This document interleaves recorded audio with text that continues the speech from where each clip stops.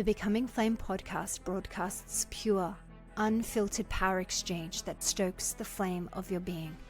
Because it's time to remember. It's time to return. It's time to become flame.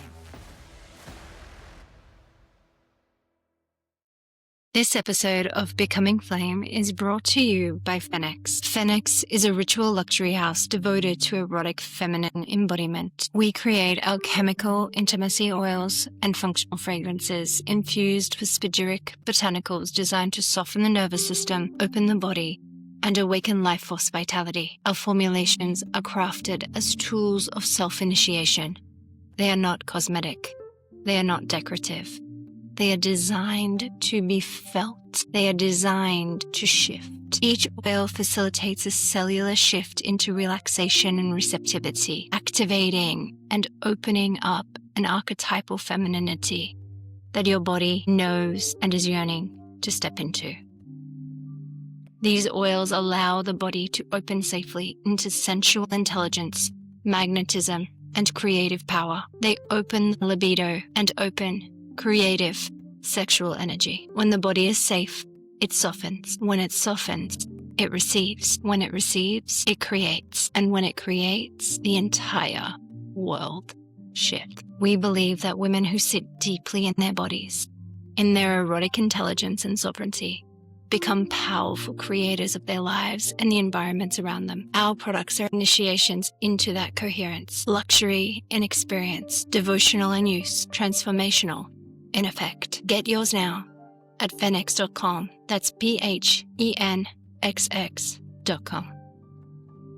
Hi, everybody, and welcome back to another episode of Becoming Flame. Last episode, I spoke a lot about the erotic intelligence of plants, and I actually feel like there's a part two. There's more to say. So I think you can listen to this episode without listening to number one. Or the first part, I should say. But if you haven't, go back and listen to that first episode first and then come back to this one if you think that would serve you more. So where to start? The erotic intelligence of plants can open erotic intelligence in women because plants carry life force. They carry pattern, they carry intelligence that help purify, soften, sensitize, and reorder the female body towards aliveness. We take it a step further, and I really want to focus this conversation more on the spagyric side of how this all came to be.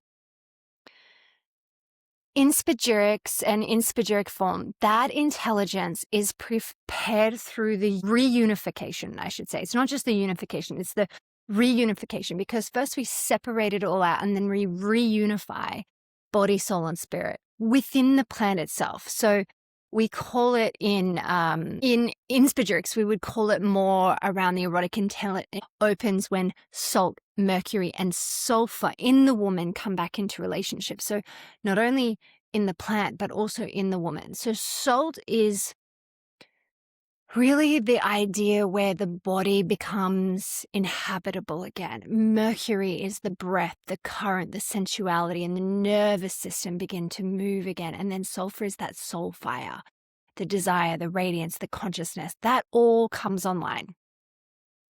And the spagyric botanical is relevant because in alchemical thought, the plant itself has undergone that process of separation, of purification, and reunion before being offered back to the body.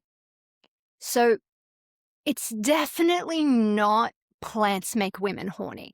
It's definitely not aphrodisiacs reduce the time that it takes for you to come online for another person. We're really changing the rhetoric around what an intimacy oil is. And again, listen to the episode prior to this, the part one of this, because we really talk about the reframing of intimacy and the importance of intimacy for women who want to live their most erotically alive lives. But the takeaway, the cliff note, the information that you need to know, if you haven't listened to that, and even if you have, is this.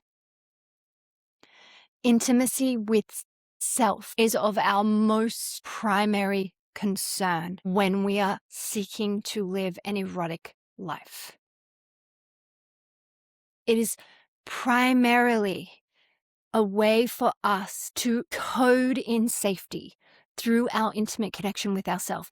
And so intimacy becomes a way to cycle safety and intimacy, to cycle connection to self. And so PhenXX's approach to intimacy oils is primarily an intimate relationship with you. Who are you showing up to be? Who are you living as? What are the foundational beliefs that you hold and operate here within this body set, this lifetime, that you want to show up, that you want to create from and within? Erotic intelligence is not performance. It's just not. It is the return of the woman to the embodied aliveness. So as we said in the previous, like the cliff note of the part 1, is that plants can open this to women in 9 different pathways: purification, sensory refinement, trauma or healing, so to speak, self-relationship, discernment, intimacy with self, cognition and a heightened conscious awareness, subtle perception and an awareness of your subtle perceptions, and sacred connection back to self and back to a higher version of you. So in alchemical terms, this is reuniting of the body, the vital force and the soul fire. And then I spoke about how PhenXX and the alchemy oils that we've created work in that meeting place, in that connection point, in that opening, in that relaxation, and in that point of intimacy. And we've had obviously we've had so much challenge in naming our products, naming what they do, naming what they're for, because we're really trying to shift a narrative, shift a rhetoric, and sort of speak about this. And 15-second videos, 30-second videos are not enough to recalibrate an entire generation of women from a patriarchal positioning point where so much of our thinking, so much of our conditioning, so much of our sense of self is misogynistic, is patriarchal, is capitalist.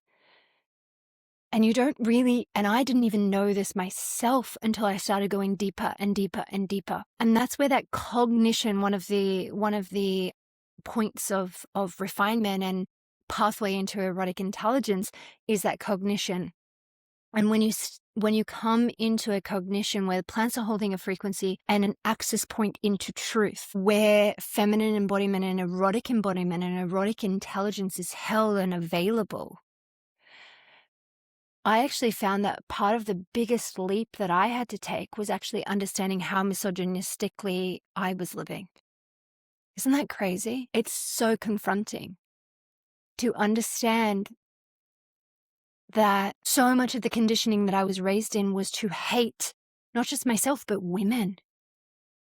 To hate women, to put woman as such a low value in our world.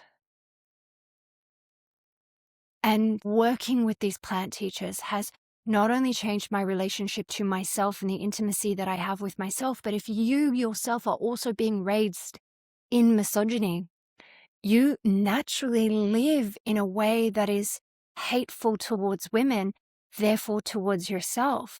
And so your intimate relationship with self is always going to be distant because there's an innate factor of hate, animosity, and disregard for the body that you actually live in. And when you hold that in you,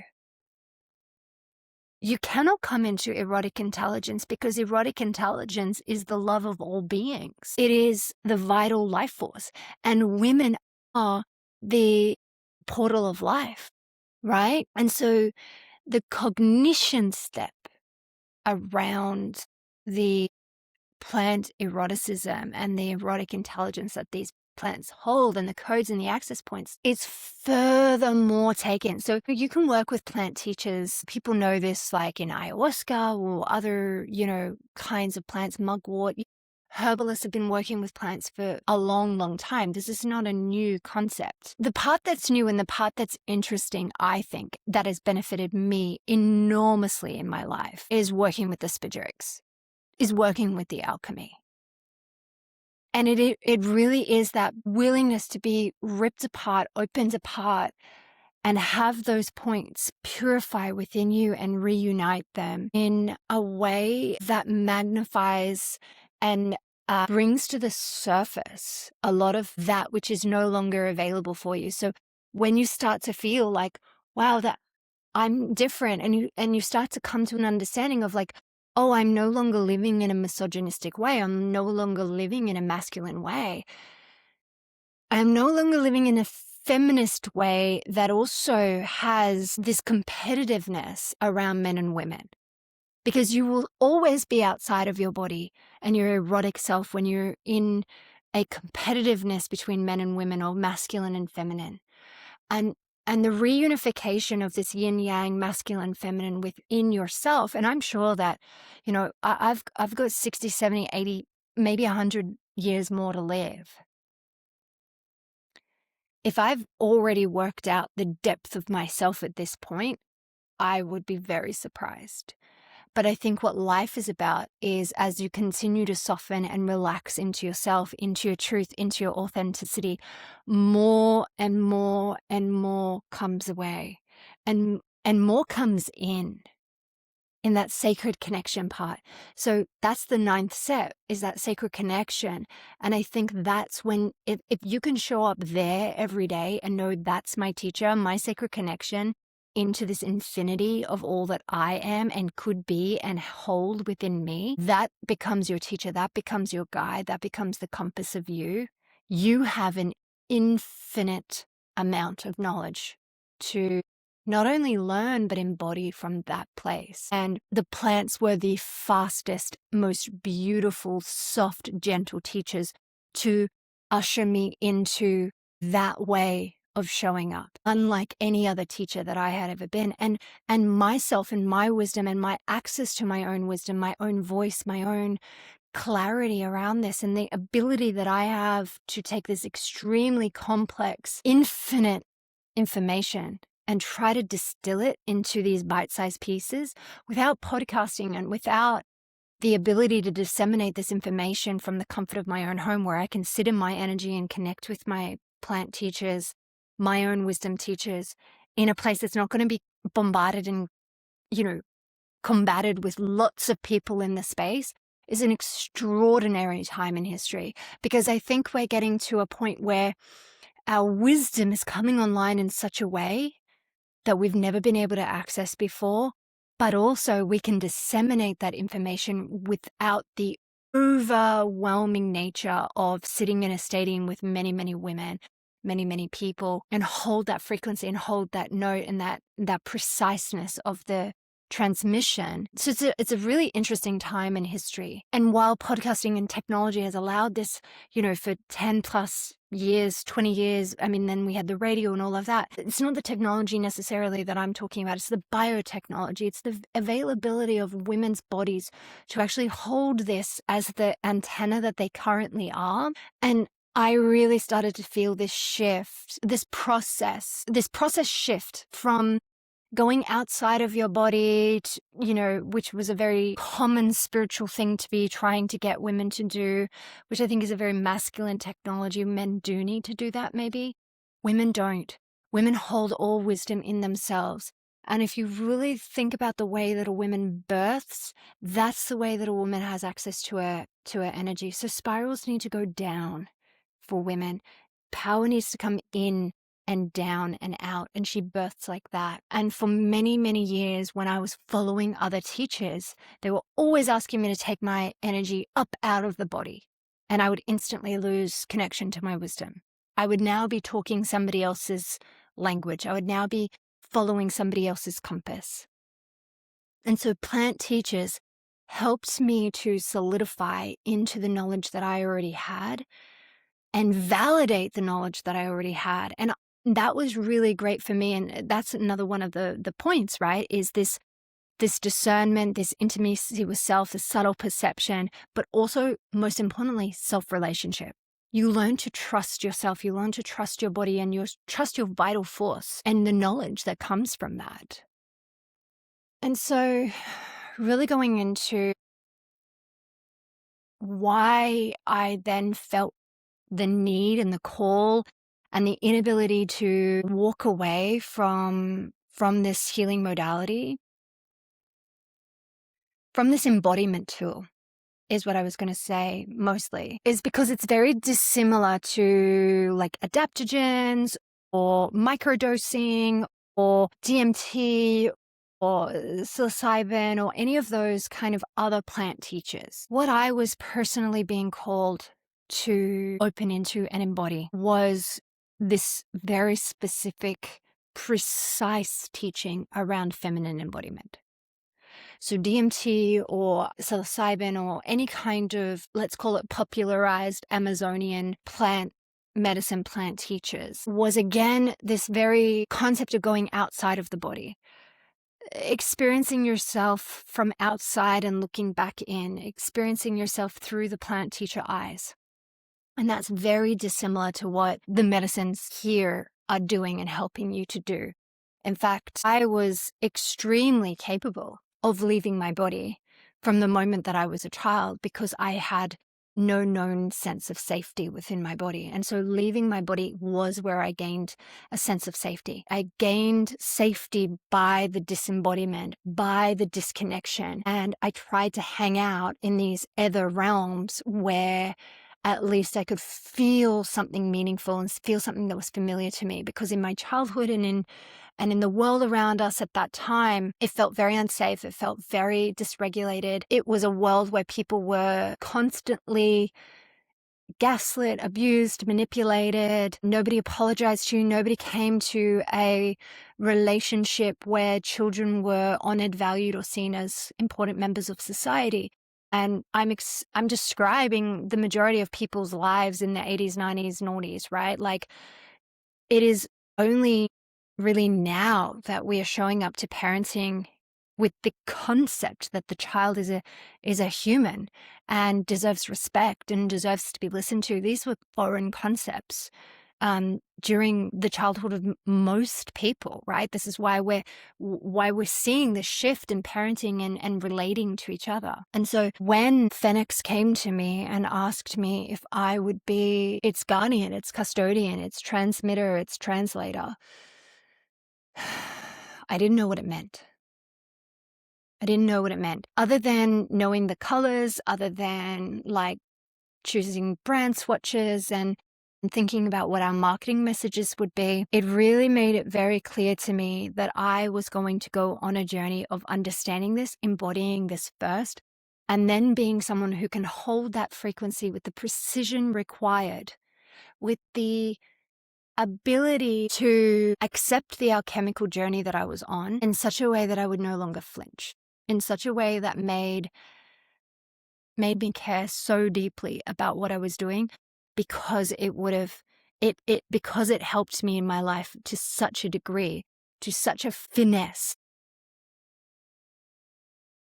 And it was interesting because I have a brand development journey that follows almost nobody else on the history of the world, right? And which makes sense, because this is a company that has never existed, bringing forth a technology that has never existed, but in a way that we're borrowing from ancient technologies as well as ancient methodologies and bringing that forward at a time for women that need an activation of remembering in a way that they really, really couldn't before. I remember saying, I don't know how I will trust this. I don't know how this will happen.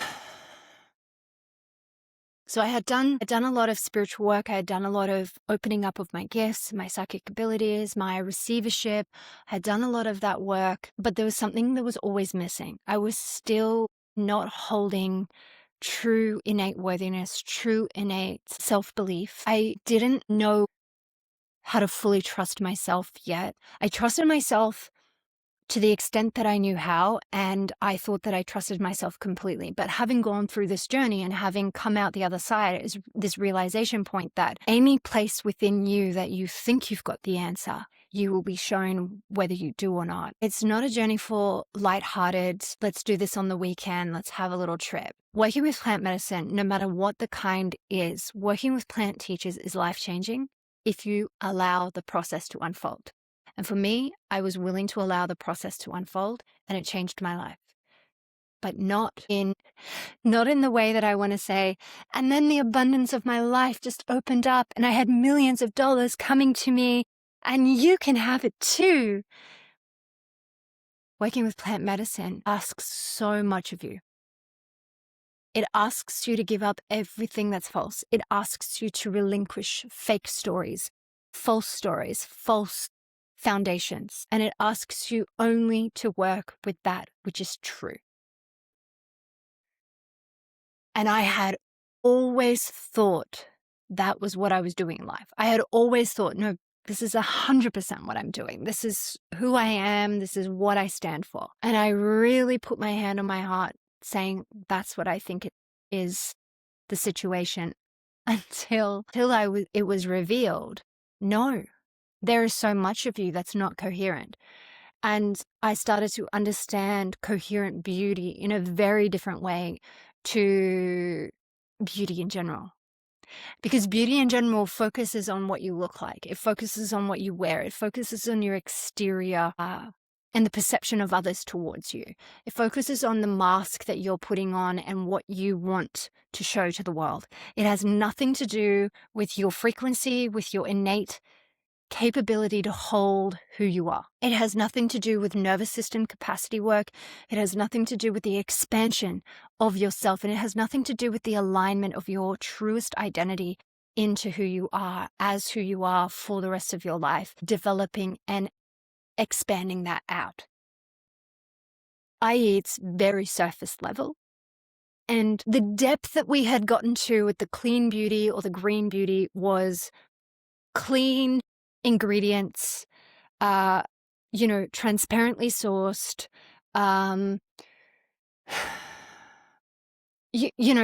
things of that nature.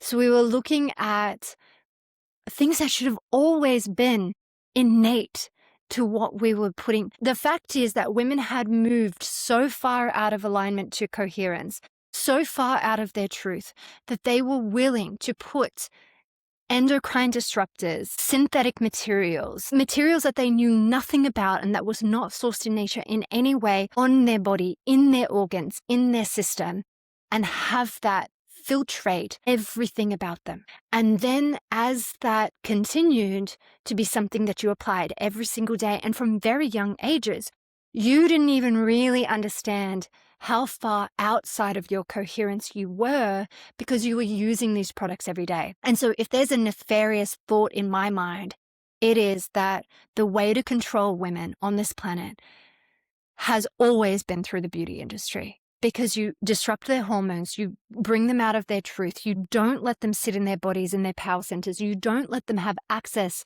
to their power center, to their voice, to the way that their biotechnology functions, because you clog it up with all of this artificial nonsense that nobody needs. Then you tell them these are a series of things that are wrong with every single woman. So if you go to, I've been to 75 different countries, and I have experienced in every single one of those cultures, there are a list of things that each one of those cultures believes is beautiful and ugly. There are certain traits, and they're always physical characteristics.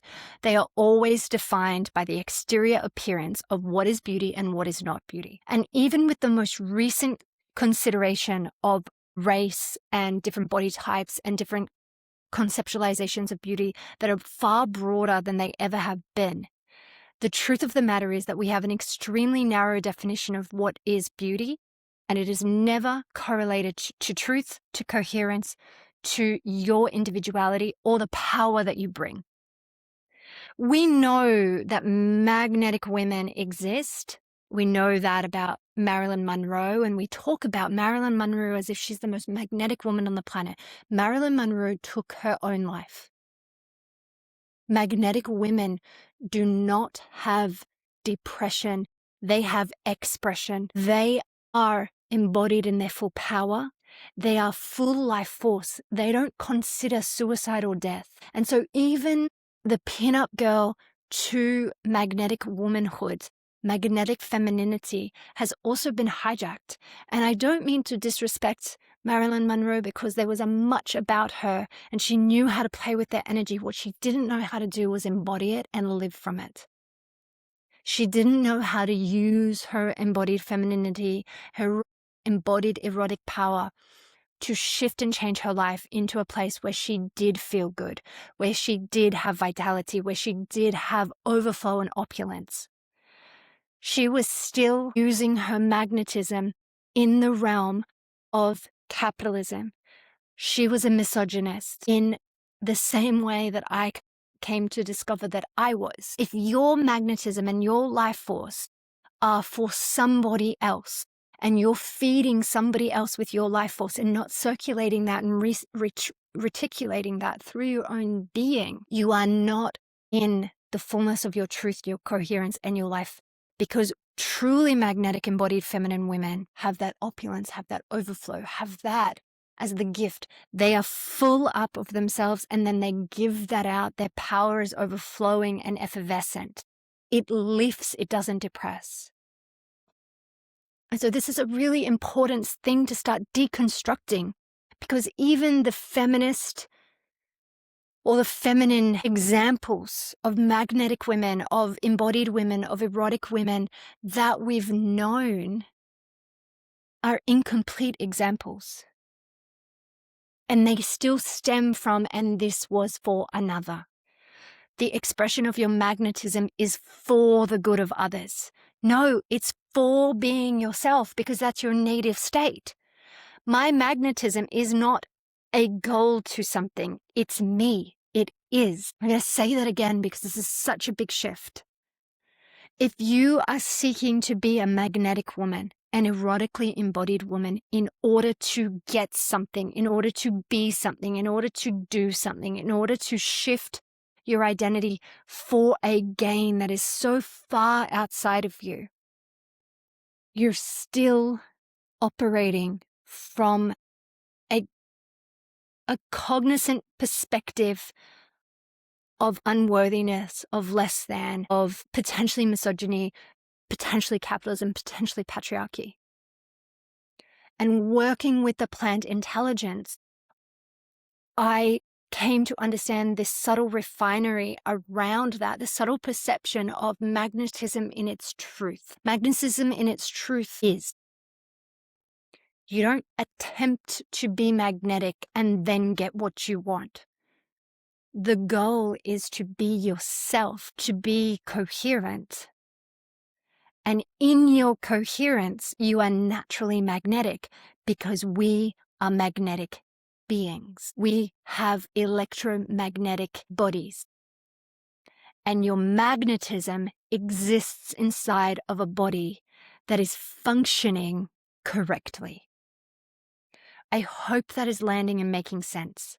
You are not seeking magnetism, you are seeking yourself and the return to self. And from the refinement of your coherence, you understand the biotechnology bodysuit that you are wearing to such a degree that you witness your magnetism. You witness yourself existing in spontaneity and synchronicity, in creative energies of abundance and opulence and overflow, because that is your nature.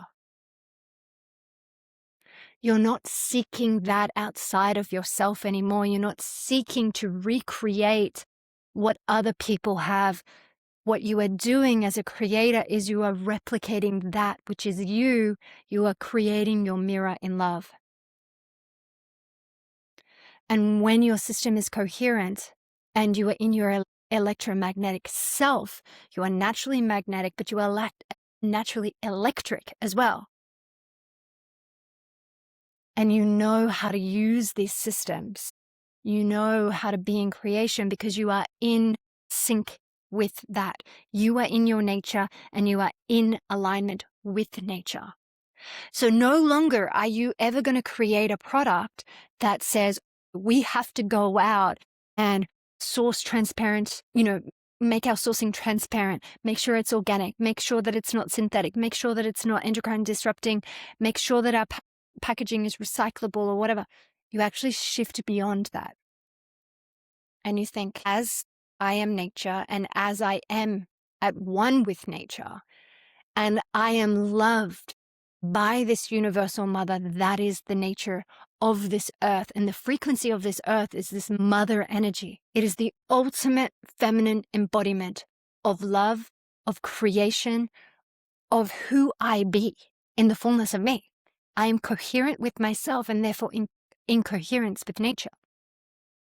How do I receive the product instructions and create that from this place of receivership, from this place of openness, relaxation, and erotic intelligence? And that's the foundation. When I first was introduced to spagyrics, my dreamscape opened up very quickly. And I was dreaming of this, I was seeing this, I was having these experiences. And as I kept taking that internally every day, and then in the oil as well, I started to feel this electric current, this aliveness, this vibrancy, this life force energy, this magnetism, of course. But what it then did was rip and completely destroy the externality of my life, where any part of my life was not held, not in the truth, but in the fullest, most coherent truth, because that was my agenda. That's when I started to understand the role of the phoenix, the role of the dragon, and the corroboration between those two. And so it made sense to me that, oh, okay, so basically a lot had been created about the company that then I learned why. Then I understood the symbolism, the creation, and all of this elements of it. And so I started dreaming. I started dreaming a lot about this woman. And she would come and she would wear this very similar colors to what I'm wearing now. And she had longer hair than me, and it would sort of drape over her. And she walked as if she were made of water, made of elegance, opulence, just incredible finery and decadence. And she was delicious, and she was every bit alive as you could imagine. Her aura was glowing and vibrant, her skin soft, dewy, and open. It was eyes of incandescent nature, and she was just aglow. And I wanted to be everything about her. I loved, she was love. She was so incredibly brilliant in every way. She was just shining. She was this diamond woman. And she loved herself so much. Oh my God, did she love herself? And she walked and held grace. She was grace personified. She loved herself. She put up with nothing, but she never needed to fight anyone. She just held the line. And I dreamed of her, and I dreamed of her, and I dreamed of her every night for a long time. And then eventually I could smell her. And this is what I'm saying. When you start to work with the plant medicine, you start to open up these senses and these perceptions and everything. And she helped me understand what it was that we were doing, who it was that I was becoming, and the purpose of why this was so important, because I was always so interested in impact. I was like, if we need to do something that's impactful, that's actually going to move the needle for women in the world. And so she was evoking in me the codes of receivership and openness and the clarity of what I needed to do to change my life. And from the moment I met her to now, not a single part of my life, apart from my daughter, is the same. And was it hard? I think as the founder of the company, you go through a much, much, much, much more deep, catalytic and completely detonic version of what this alchemy can do to show you that it is true, to show you that it is real. And I myself, had to rise up into the alchemist to hold the space. I needed to set a nervous system capacity to hold other women coming into this field. Because if I couldn't hold myself, if I couldn't hold others around me, how is the company going to withstand? How is it going to persist and to continue? And so as I learned this woman and I got her, I understood the scent, and I would relay that scent to our perfumer. And then we worked with, the neurobiology of that and the evocation of what that scent would be evoking and opening, and how that would work in the neuropatterning of the woman. So, the very foundations of functional fragrance. And I said, but it can't just be functional. It needs to be alchemical. We need to move this. This is about coherent beauty. This is about moving women into the era of the Aquarian age